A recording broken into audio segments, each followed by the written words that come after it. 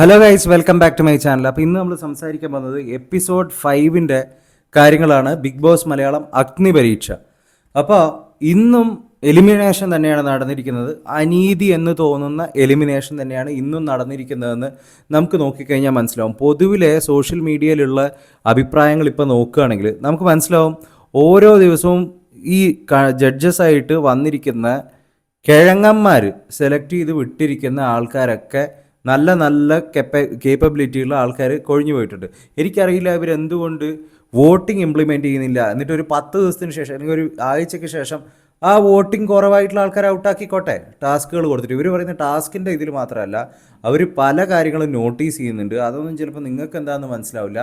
അത് അവർക്ക് മാത്രം മനസ്സിലാവുന്ന കാര്യങ്ങളാണെന്നൊക്കെയാണ് അവർ പറയുന്നത്.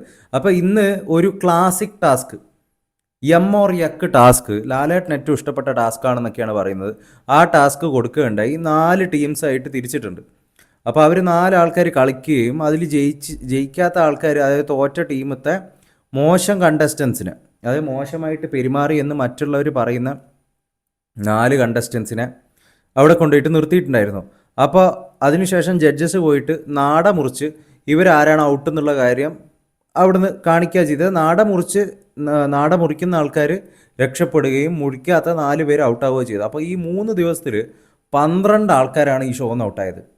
ഇവർ വിചാരിക്കേണ്ടാവും ഞങ്ങൾ ഇത്രയും കഷ്ടപ്പെട്ട് ഇത്രത്തോളം ബാരിയേഴ്സ് കടന്നിട്ട് എന്തിനാണ് ഈ ഷോയിലോട്ടേക്ക് പോയത്. ഇതിലും നല്ലത് എങ്ങനെയെങ്കിലും കുറച്ചും കൂടി സോഷ്യൽ മീഡിയ പ്രസൻസ് ഉണ്ടായിട്ട് ഡയറക്റ്റ്ലി കയറുന്നതായിരുന്നില്ലേ എന്ന്. കാരണം ഇവരൊന്നും കോമണേഴ്സൊന്നും അല്ല. ഇവരെല്ലാം അത്യാവശ്യം സോഷ്യൽ മീഡിയ പ്രസൻസ് ഉള്ള 10,000, 15,000, 50,000 സബ്സ്ക്രൈബേഴ്സൊക്കെ ഉള്ള ആൾക്കാരാണ് യൂട്യൂബിലും ഇൻസ്റ്റാഗ്രാമിലൊക്കെ.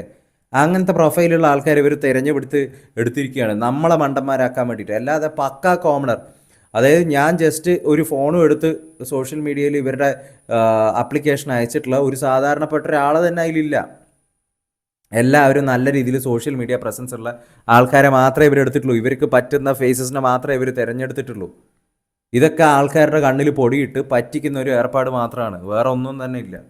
അപ്പോൾ അങ്ങനെ ഇരിക്കെ ഇന്നലെ അതിൽ നിന്ന് ഔട്ടായി പോയ ഒരു കണ്ടസ്റ്റൻറ്റ് സ്റ്റിവിയോ അങ്ങനെ എന്തോ പേരുള്ള, എനിക്ക് കൃത്യമായിട്ട് അറിയില്ല, വല്ലാത്തൊരു പേരാണ്, വ്യത്യസ്തമായിട്ടുള്ളൊരു പേരാണ്, ഐ മീൻ ദാറ്റ്.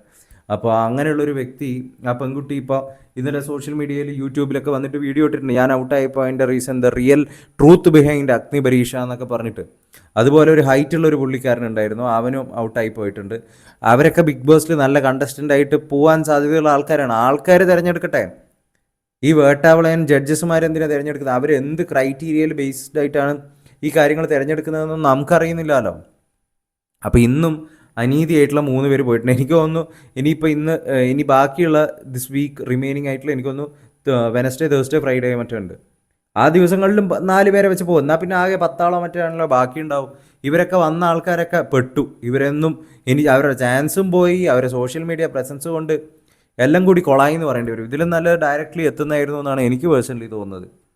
അപ്പോൾ ഇങ്ങനത്തെയൊക്കെയാണ് ഇപ്പോൾ അവസ്ഥ എന്ന് പറഞ്ഞു കഴിഞ്ഞാൽ. അഗ്നി പരീക്ഷ കുളമായിട്ടുകൊണ്ട് തന്നെ പുറത്തോട്ടേക്ക് പോകുന്നുണ്ട്.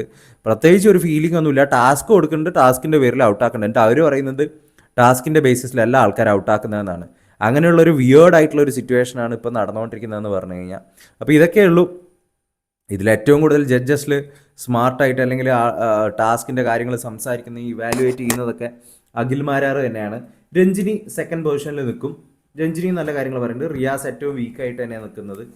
അപ്പോൾ ഇതൊക്കെയാണ് ഇതിൻ്റെ ഒരു അവസ്ഥ എന്ന് പറഞ്ഞാൽ. എന്തായാലും ബിഗ് ബോസ് സീസൺ വരുമ്പം കുറച്ചും കൂടി നല്ല ടാസ്കുകളും ഹെവി ടാസ്കുകളൊക്കെ കൊടുക്കുമെന്ന് ഞാൻ വിചാരിക്കുന്നു. അല്ലാതെ ഇതുപോലുള്ള പഴഞ്ചൻ തല്ലിപ്പൊളി ടാസ്കുകൾ എടുത്തുകൊണ്ടുവന്ന ആൾക്കാരെ ബോറടിപ്പിക്കില്ല മക്കളെ.